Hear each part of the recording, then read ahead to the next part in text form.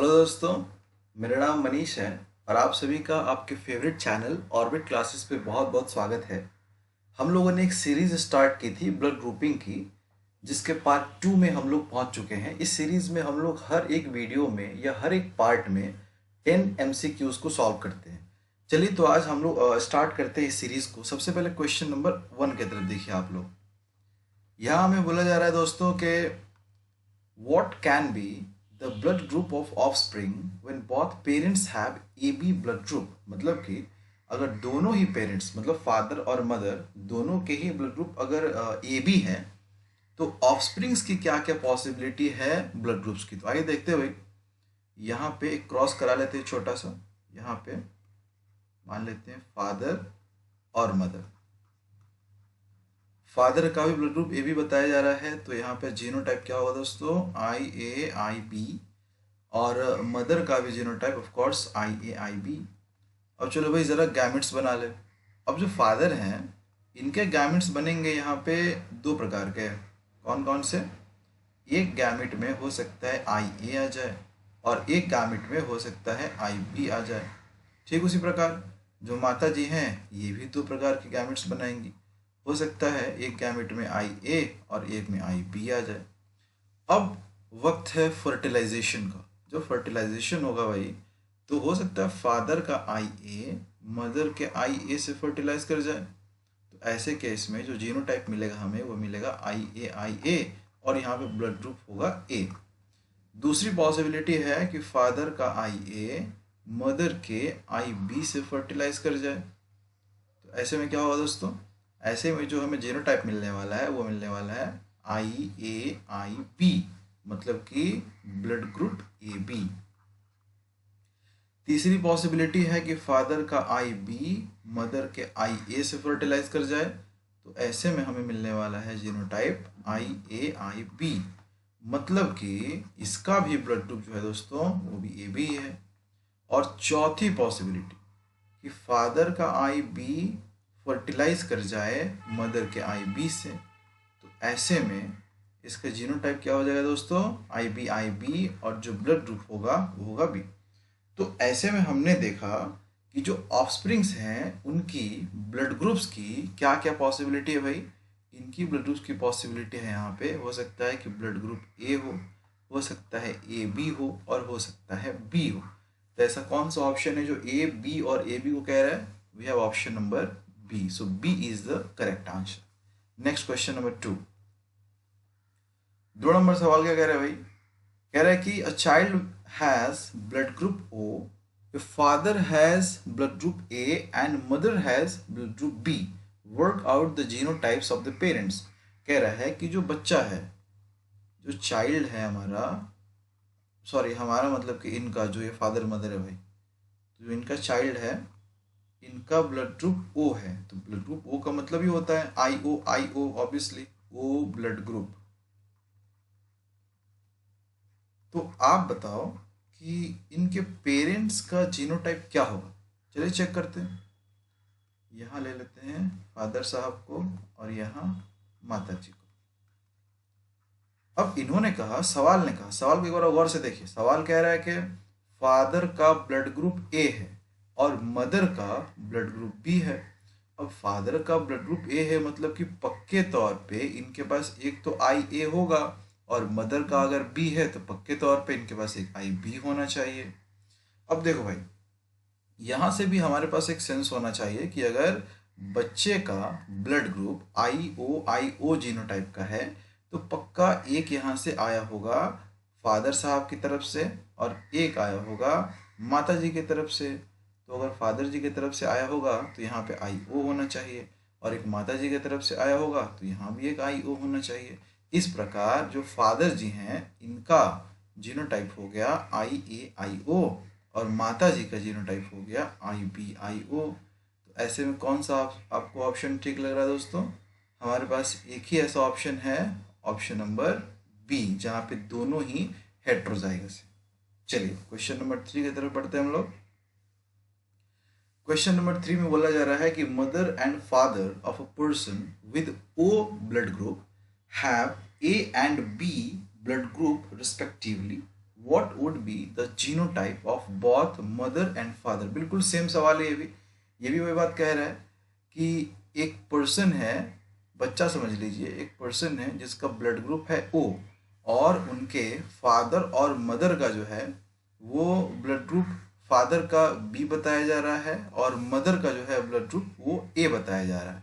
तो यहाँ पे हमारे पास ऑप्शंस दिए गए हैं। तो जैसा कि मैंने आपको कुछ देर पहले ही बताया, एक बार फिर से ध्यान दें दोस्तों, यहाँ पे जस्ट एक ही चीज़ पलट दी गई है। वहाँ पे फादर का ब्लड ग्रुप ए था, मदर का बी था, यहाँ पे मदर का ए और फादर का बी कर दिया गया है। तो ज़रा आप सोचो, यहाँ पे जो चाइल्ड है उसका तो ब्लड ग्रुप जो है वो तो आई ओ जीनोटाइप का होगा। तो ऐसे में अगर हम लोग बात करें यहाँ पे फादर और मदर की, तो एक बात तो तय है कि एक जो है यहाँ से अलील आया होगा फादर की तरफ से और एक अलील यहाँ पे आया होगा मदर की तरफ से। अब इन्होंने कहा कि जो फादर हैं इनका ब्लड ग्रुप बी है, तो बी का मतलब क्या हुआ कि यहाँ पे हो जाना चाहिए आई बी, और मदर जो है वो ए है तो यहाँ पे हो जाना चाहिए आई ए। तो ऐसे में देखते ज़रा कौन सा ऑप्शन सही है। एक बार अगर हम लोग यहाँ पे बात करें ना, अब ज़रा गौर से देखो, यहाँ पे जो मदर हैं ये हेट्रोजाइगस है दोस्तों, IAIO। ठीक उसी प्रकार जो फादर हैं वो भी हेट्रोजाइगस है। अगर आपको हेट्रोजाइगस और होमोजाइगस समझ नहीं आता तो आइए एक बार शॉर्टकट में ज़रा हम लोग देख लेते हैं कि क्या होता है भाई। जैसे देखो, मान लो कि IA कहा जाए या फिर IB कहा जाए तो इन्हें बोला जाता है, या फिर मान लो कि IO भी हो तो भी इन्हें कहा जाता है होमोजाइगस, जहाँ पे दोनों अलील एक जैसे हों, इट इज़ होमोजाइगस। लेकिन अगर मान लीजिए कि कहीं पे IA IB दिया हुआ है या फिर IAIO दिया हुआ है या फिर IBIO दिया हुआ है, तो ऐसे में इन केसेस को कहा जाता है दोस्तों हेटेरोजाइगस। तो यहाँ पे आप मेरे को देख के बताओ कि फादर और मदर कैसे हैं दोस्तों, ये हैं हेट्रोजाइगस। तो कौन सा ऐसा ऑप्शन कह रहा है कि mother and father both are heterozygous. तो आप यहाँ पे ज़रा देख लो, ऑप्शन नंबर सी जहाँ तक मुझे दिखाई दे रहा है ये कह रहा है कि both mother and father are heterozygous for A and B blood group respectively. चलिए, तो ऑप्शन नंबर सी इसका करेक्ट आंसर हो जाएगा। और बढ़ते हम लोग क्वेश्चन नंबर 4 की तरफ। क्वेश्चन 4 क्या कह रहा है, ये कह रहा है कि identify the wrong statement with reference to the gene I that controls ABO blood group. मतलब कि जो आई जीन है, ये जो आई जीन है जो कि कंट्रोल कर रहा है एबीओ ब्लड ग्रुप को, आप इसके बारे में बताओ। अब एक बात अब याद रखना दोस्तों, जो ब्लड ग्रुपिंग है ना ये कंट्रोल की जाती है 3 अलील्स के द्वारा। 3 अलील्स कौन कौन से, एक होता है IA, एक होता है IB और एक होता है IO, जिससे कि आप आई भी कहोगे तो चलेगा। ये अलील जो है ये ब्लड ग्रुप ए के लिए काम करता है, मतलब ये चाहेगा कि जो है ब्लड ग्रुप ए हो जाए। जो IB है ये चाहता है ब्लड ग्रुप बी, और जो IO है दोस्तों वो चाहता है ब्लड ग्रुप O। और जब ये सब आप देखो भाई, कोई भी एक अगर इंडिविजुअल हो, एक अगर इंसान हो, तो उसमें कोई 2 अलील्स ही पॉसिबल है। मैं भले ही आपको कह रहा हूँ कि ये कंट्रोल होते हैं 3 अलील्स के द्वारा, इसका मतलब ये नहीं कि एक इंडिविजुअल में ही 3 अलील्स होंगे। एक इंडिविजुअल में तो कोई 2 ही अलील्स होंगे। एग्जाम्पल के तौर पे हो सकता है कि एक इंडिविजुअल में IA हो सकता है कि एक इंडिविजुअल में IB हो सकता है कि एक इंडिविजुअल में IAIB हो, या फिर किसी में IAIO हो जाए, या फिर किसी में IBIO हो जाए, या फिर हो सकता है दोस्तों किसी में IOIO हो जाए। तो सवाल ये है कि इन सभी केसेस में क्या क्या ब्लड ग्रुप्स पॉसिबल हैं। So let us check it out. अब यहाँ पे एक छोटी सी बात लेकिन बहुत इंपॉर्टेंट बात मैं आपको बताना चाहता हूँ कि जो ये IA और IB हैं इन्हें हम लोग कहते हैं dominant alleles. IA and IB are dominant alleles, but जो IO है ना दोस्तों इसे कहा जाता है रेसेसिव अलील। अब यहाँ पे आपको डोमिनेंट और रेसेसिव कंसेप्ट समझ में आना चाहिए। आ जाओ भाई, यहाँ पे वापस हम लोग पहुँचते हैं। IAIA, अब चूंकि यहाँ पे दोनों ही IAIA हैं तो ऑफ कोर्स ये जो है ब्लड ग्रुप ए को ही रिप्रेजेंट कर रहा है। और अगर हम लोग बात करें यहाँ पे IBIB की, तो दोनों ही जो है डोमिनेंट है, तो दोनों ही जो है वो बी को डिनोट कर रहे हैं। लेकिन यहाँ पे IAIB, यहाँ पे एक छोटा सा पॉइंट, बहुत बहुत इंपॉर्टेंट पॉइंट मैं आपको बताना चाहता हूँ दोस्तों, कि जो ये IAIB है ना, यहाँ पे IA भी डोमिनेंट है और IB भी डोमिनेंट है। यहाँ पे कोई एक डोमिनेंट और कोई एक रेसेसिव नहीं है। तो यहाँ पे ये जो केस बनता है, ये केस बन जाता है को डोमिनेंस का, को डोमिनेंस। बाकी सारे जो है वो डोमिनेंस का केस है, लेकिन यहाँ पे ये केस बन जाता है को डोमिनेंस, क्योंकि दोनों ही एक्सप्रेस करेंगे अपने अपने ब्लड ग्रुप्स को। मतलब कि यहाँ पे एक्चुअली जो ब्लड ग्रुप है वो ना ए होगा ना बी होगा, यहाँ पे ब्लड ग्रुप ए बी हो जाएगा। अब देखो भाई, यहाँ पे नेक्स्ट केस, यहाँ पे IAIO है, तो आपको ये पता है कि IA तो डोमिनेंट है बट IO रेसेसिव है। तो ऐसे केस में क्या हो जाएगा दोस्तों, यहाँ पे हो जाएगा हमारे पास ब्लड ग्रुप ए। अब आगे देखो, यहाँ पे कह रहा है IBIO, तो IB डोमिनेंट है, IO रेसेसिव है, तो IO के बेचारे की बात मानी नहीं जाएगी, तो यहाँ पे ब्लड ग्रुप हो जाएगा बी। आखिरी केस देख लीजिए, आखिरी केस क्या कहता है, आखिरी केस कहता है कि जो IO और IO है दोनों एक साथ, मतलब दोनों रेसेसिव एक साथ, और आपको ये पता है कि जो रेसेसिव अलील्स हैं वो होमोजाइगस में एक्सप्रेस हो जाते हैं। तो ऐसे केस में हमारे पास हो गया ब्लड ग्रुप O। अब आखिरी में चूंकि हमने लिख ही दिया है, तो एक छोटी सी आपको और मैं बता देना चाहता हूँ कि आपको यहाँ पे जीनोटाइप्स कितने तरह के मिल रहे हैं। आप देखो, आप काउंट कर लीजिए, जीनोटाइप आपको यहाँ पे मिल रहे होंगे टोटल 1 2 3 4 5 6 प्रकार के जीनोटाइप्स हैं। लेकिन फिनोटाइप्स, फिनोटाइप्स कहने का मतलब कि ब्लड ग्रुप्स, वो आपको कितने प्रकार के मिल रहे हैं। एक यहाँ पे देखो दोस्तों, एक यहाँ पे हो सकता है कि ब्लड ग्रुप A, एक ब्लड ग्रुप B, एक ब्लड ग्रुप AB और एक ब्लड ग्रुप O। मतलब कि ब्लड ग्रुप्स बोलो या फिनोटाइप्स बोलो, वो आपको मिलते हैं 4 प्रकार के, बट आपको जीनोटाइप्स मिलते हैं 6 प्रकार के। अब आइए वापस अपने सवाल पे आते हैं। सवाल ने हमसे क्या पूछा था, सवाल ने हमारे पास 4 ऑप्शन दिया गया है। कहा जा रहा है कि जो ब्लड ग्रुप ABO सिस्टम है उसमें जो I जीन है उसके बारे में बताइए। तो कह रहा है कि the gene I has 3 alleles. तो ये तो सही बात है, बट सवाल ने हमसे रॉन्ग स्टेटमेंट पूछा था भाई। सवाल ने हमसे बोला रॉन्ग स्टेटमेंट बताओ। ये कह रहा है कि इसमें 3 अलील्स है, 3 अलील्स होते भी हैं, हमने बताया ना भी आपको। देखो IA जो है ये अलील है, IB है और IO है, और 3 अलील्स तो होते हैं। सो ये तो हमारा रॉन्ग ऑप्शन नहीं है। अब ऑप्शन नंबर बी की बात करते हैं। ऑप्शन बी कह रहा है a person will have only 2 of the 3 alleles. बिल्कुल सही बात है भाई, पॉपुलेशन में आपको 3 अलील्स मिल जाएंगे। सारे इंडिविजुअल्स में आपको टोटल अगर आप देखोगे तो ओवरऑल आपको 3 अलील्स मिलेंगे, बट किसी एक इंडिविजुअल में आप बात करोगे तो उसमें कोई दो, जैसे आप यहाँ देख लो, जो हमने यहाँ पे लिखा हुआ जीनोटाइप्स, या तो IAIA है, ऐसा कोई भी ऐसा हमने जीनोटाइप नहीं लिखा हुआ है जहाँ पे कि 2 से ज़्यादा अलील एक साथ हो। तो किसी एक इंडिविजुअल में तो 2 ही अलील्स होंगे, तो बी नंबर ऑप्शन में नहीं होना चाहिए। ऑप्शन नंबर सी क्या कहता है कि when IA and IB are present together they express same type of sugar. ये तो गलत हो गया भाई।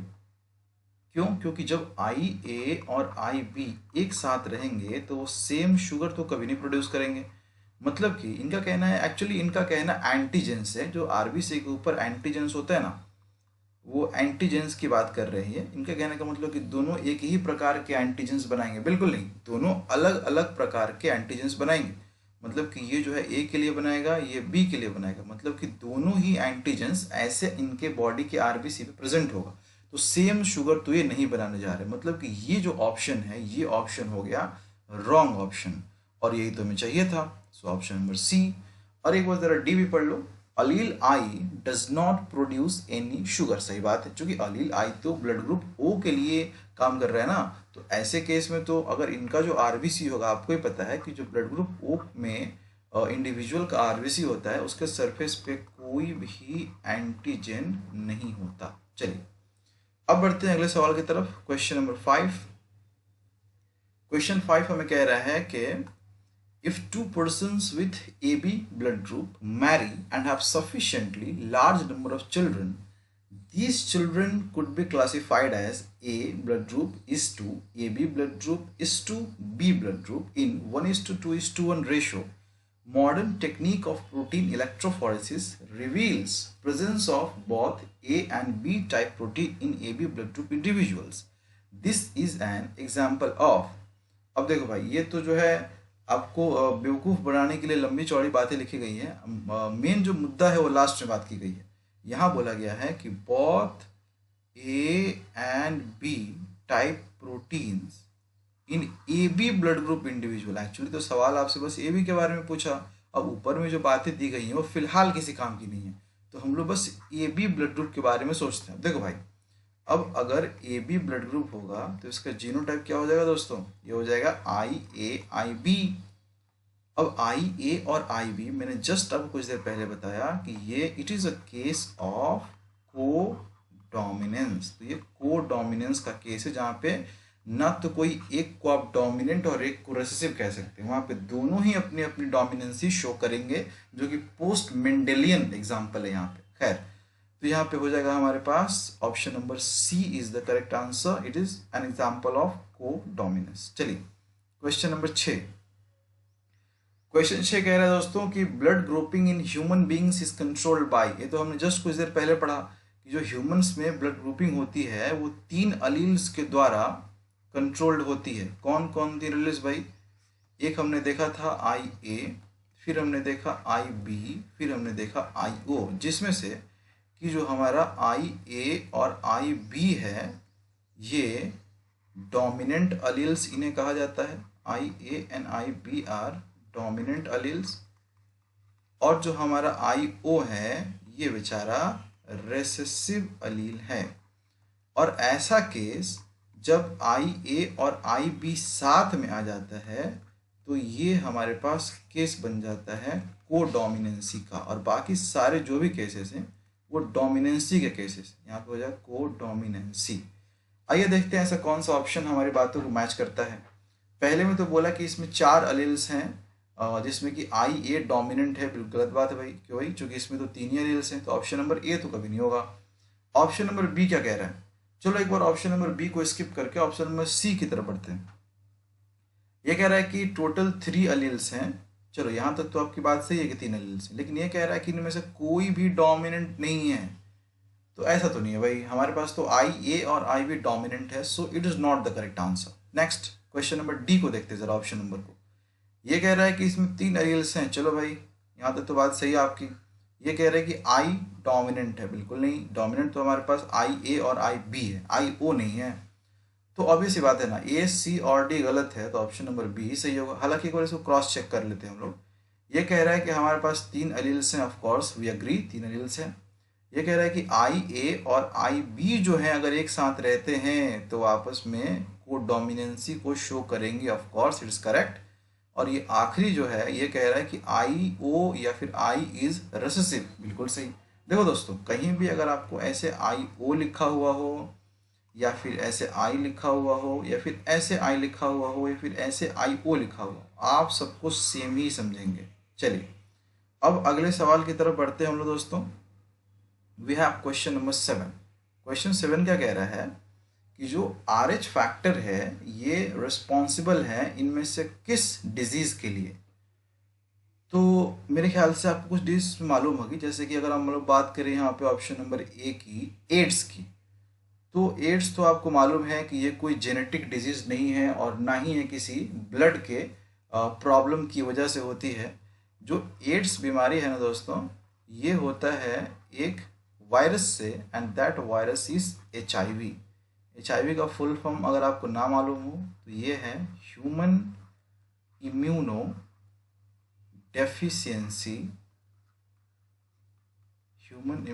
Deficiency virus. और ये बीमारी जो है it is a sexually transmitted disease. ये एक सेक्सुअली ट्रांसमिटेड डिजीज़ है। तो इसका मतलब ये हुआ कि इसमें RH फैक्टर कहीं से भी रोल प्ले नहीं कर रहा है। नेक्स्ट ऑप्शन कह रहा है टर्नर सिंड्रोम। भाई देखो, जो ये टर्नर सिंड्रोम है ना दोस्तों, ये टर्नर सिंड्रोम ये एक जेनेटिक प्रॉब्लम है। और इसमें क्या होता है कि जो फीमेल में 22 पेयर्स क्रोमोसोम तो बिल्कुल सही होते हैं, लेकिन जो आखिरी पेयर होता है जहाँ पे एक्स एक्स होना चाहिए वो एक्स एक्स ना होकर के ये एक्स ज़ीरो हो जाता है। और ये किस में होता है दोस्तों? ये होता है फीमेल्स में। तो ये भी यहाँ भी आर एच ग्रुपिंग से कोई लेना देना नहीं है। ऑप्शन नंबर ज़रा सी को स्किप करके हम लोग ऑप्शन नंबर डी को एक बार देख लेते हैं। ऑप्शन नंबर डी कह रहे हैं हमारे पास सिकल सेल अनीमिया। ज़रा इसके बारे में जान लेते हैं। सिकल सेल अनीमिया, देखो दोस्तों, sickle cell anaemia is also a genetic disorder. और सिकल सेल अनीमिया में होता क्या दोस्तों? एक्चुअली देखो, जो हीमोग्लोबिन है ना हमारा भाई, ये हीमोग्लोबिन में ग्लोबिन चेन्स की बात करें तो हमारे पास 2 अल्फा चेन्स और 2 बीटा चेन्स होती है। अब सीधी सी बात है, बीटा चेन या अल्फा चेन है तो ग्लोबिन चेन। ग्लोबिन चेन कहने का मतलब है दोस्तों अमाइनो एसिड्स का ग्रुप। अमाइनो एसिड्स का ग्रुप मतलब कि कई सारे अमाइनो एसिड्स जो हैं वो एक लाइन से पेप्टाइड बॉन्ड से अरेंज होंगे। तो भाई यहाँ भी होंगे बिल्कुल। जैसे देखो, मान लो कि हम यहाँ पे पहला अमाइनो एसिड बना रहे हैं, फिर यहाँ पे दूसरा अमाइनो एसिड, फिर यहाँ पे तीसरा अमाइनो एसिड। अब ऐसे करते करते कई सारे अमाइनो एसिड्स होंगे। तो होता क्या है ना दोस्तों, जो छठा नंबर अमाइनो एसिड होता है जहाँ पे कि होना चाहिए एक्चुअली ग्लूटामिक एसिड, ये ग्लूटामिक एसिड ना होकर के ये हो जाता है वैलीन। और ये एक छोटे से म्यूटेशन की वजह से ये डिजीज कॉज होता है सिकल सेल एनीमिया। और अगर इसके होता क्या है सिकल सेल एनीमिया में कि जो हमारा आरबीसी है ना दोस्तों, ये बाई कनकेव शेप ना होकर के ये हो जाता है कुछ ऐसे सिकल शेप का, इसीलिए इस डिजीज का नाम हो गया sickle cell anaemia. Option number C. अब देखो भाई, सीधी सी बात है ना, ये भी आर एच फैक्टर की वजह से नहीं हुआ। तो अब ना तो एड्स जो है वो आर एच फैक्टर की वजह से हुआ, और ना ही इरिथ्रोब्लास्टोसिस सॉरी ना तो टर्नर सिंड्रोम हुआ, और ना ही सिकल सेल एनीमिया हुआ। तो ना तो ए, ना तो बी, ना तो D. So option number C is correct. लेकिन फिर भी एक बार जरा हम लोग ऑप्शन नंबर सी की भी बात कर लेते हैं कि ऑप्शन नंबर सी क्या कहता है दोस्तों। ऑप्शन नंबर सी कह रहा है इरिथ्रोब्लास्टोसिस फिटलिस। इरिथ्रोब्लास्टोसिस फिटलिस एक केस होता है, ये तब अराइज होता है, एक बार जरा हम लोग रब कर ले यहाँ पे। जो ये इरिथ्रोब्लास्टोसिस फिटलिस होता है दोस्तों, ये केस तब अराइज होता है जब मदर, एक प्रेग्नेंट मदर का जो ब्लड ग्रुप है वो आर एच नेगेटिव होता है। मतलब जो मदर है ये आर एच नेगेटिव है, और जो चाइल्ड है, जो चाइल्ड अभी फीमेल जो प्रेग्नेंट है और जो बच्चा होने वाला है वो चाइल्ड अगर आर एच पॉजिटिव है तो यहाँ पे ये केस अराइज होता है। ऐसे केस में क्या होता है ना दोस्तों कि जो मदर का एंटीबॉडी है चाइल्ड में जाने की संभावना होती है, और ये संभावना बढ़ जाती है एक्चुअली समझिए कि उसी सेकेंड प्रेगनेंसी के केस में जो है ये आपको विजिबल होगी। अब इसके बारे में इरिथ्रोब्लास्टोसिस फिटलिस के बारे में हमने एक डिटेल्स में एक सेपरेट वीडियो बनाया हुआ है, बड़े अच्छे से मैंने आपको समझाया है, आप वहाँ पर रेफर कर सकते हैं। चलिए भाई, सवाल नंबर 8 की तरफ हम लोग रुख करते हैं। क्वेश्चन 8 यहाँ पे कह रहा है कि in the ABO system blood group O is characterized by the, मतलब कि जो ब्लड ग्रुप ओ है उसके बारे में पूछ रहा है आपसे। अब ये तो आपको मालूम ही होगा कि दोस्तों जो यहाँ पे हमारे पास ब्लड ग्रुप ओ है ये जिसका जीनोटाइप होगा IOIO, और इसमें होता क्या है ब्लड ग्रुप ओ में कि ऐसे पर्सन का जो ब्लड होगा उनके आरबीसी पे कोई भी एंटीजन नहीं होगा, नो एंटीजन। और इनके प्लाज्मा में, आरबीसी पे कोई एंटीजन तो होगा नहीं, और इनके प्लाज्मा में जो है वो दोनों ही एंटीबॉडीज होंगी। मतलब एंटीबॉडी ए भी होगा और एंटीबॉडी बी भी होगा। ऑप्शन पढ़ते हैं। ऑप्शन कह रहा है पहला कि प्रेजेंस ऑफ एंटीजन ओ, बिल्कुल गलत बात, एंटीजन ओ कुछ होता ही नहीं है। ऑप्शन नंबर बी कह रहा है कि presence of both antigen A and antigen B. जी नहीं भाई, दोनों एंटीजन कहाँ से मिलेगा, हमने तो कहा कि कोई एंटीजन मिलेगा ही नहीं। ऑप्शन नंबर सी ये कह रहा है कि absence of both antigen A and antigen B. सही बात है, ब्लड ग्रुप ओ का मतलब ही हुआ कि उसमें दोनों ही एंटीजन मिलने वाले हैं। ऑप्शन नंबर डी क्या कह रहा है, presence of antigen A and absence of antigen B. जी नहीं, ये भी ऑप्शन हमारा गलत है। सवाल नंबर 9 की तरफ बढ़ते हैं हम लोग। सवाल नंबर 9 कह रहा है कि which is the rarest blood group, मतलब कि दुनिया में कौन सा ऐसा ब्लड ग्रुप है जो कि सबसे रेयर मिलता है, सबसे रेयर। तो आइए दोस्तों एक बार जरा हम आपको एबंडेंस ऑफ ब्लड ग्रुप्स बताएं वर्ल्ड में। देखो दुनिया का जो सबसे रेयरेस्ट ब्लड ग्रुप है ना दोस्तों, वो है ए बी नेगेटिव। और अगर उससे ज़्यादा मिलता है तो वो मिलता है इट इज़ बी नेगेटिव। और अगर उससे ज़्यादा बात करें that is A B positive. उससे ज़्यादा ए नेगेटिव, उससे ज़्यादा ओ नेगेटिव, और उससे ज़्यादा बी पॉजिटिव, उससे ज़्यादा ए पॉजिटिव, और सबसे ज़्यादा ओ पॉजिटिव।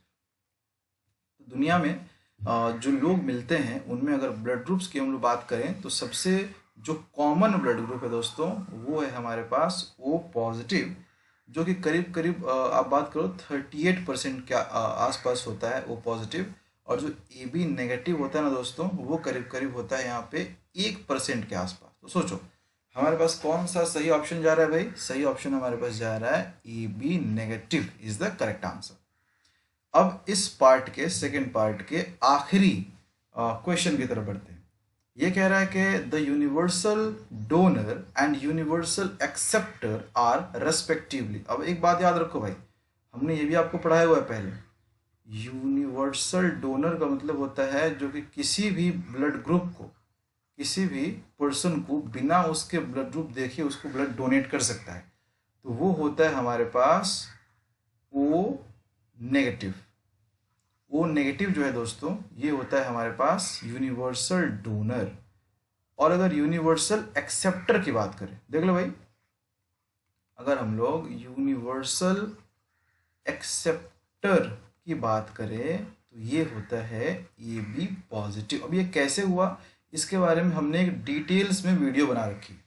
तो ऐसा कौन सा ऑप्शन है जो हमें कह रहा है कि यूनिवर्सल डोनर जो है वो ओ नेगेटिव है और यूनिवर्सल एक्सेप्टर जो है वो ए बी पॉजिटिव है? तो वो हमारे पास कह रहा है option number B. So option B is the correct answer. चलिए दोस्तों, तो पहुंच चुके हैं हम लोग वीडियो के आखिर में। एक बार फिर से आपको बता दूं कि हमने एक सीरीज स्टार्ट की है ब्लड ग्रुपिंग से रिलेटेड, जिसमें कि हम लोग टॉप 10 MCQs की बात करते हैं और हर एक पार्ट में हम लोग 10-10 MCQs पढ़ते हैं। तो आज का वीडियो इतना ही रहने देते हैं। बहुत शुक्रिया आप लोगों का, बहुत धन्यवाद।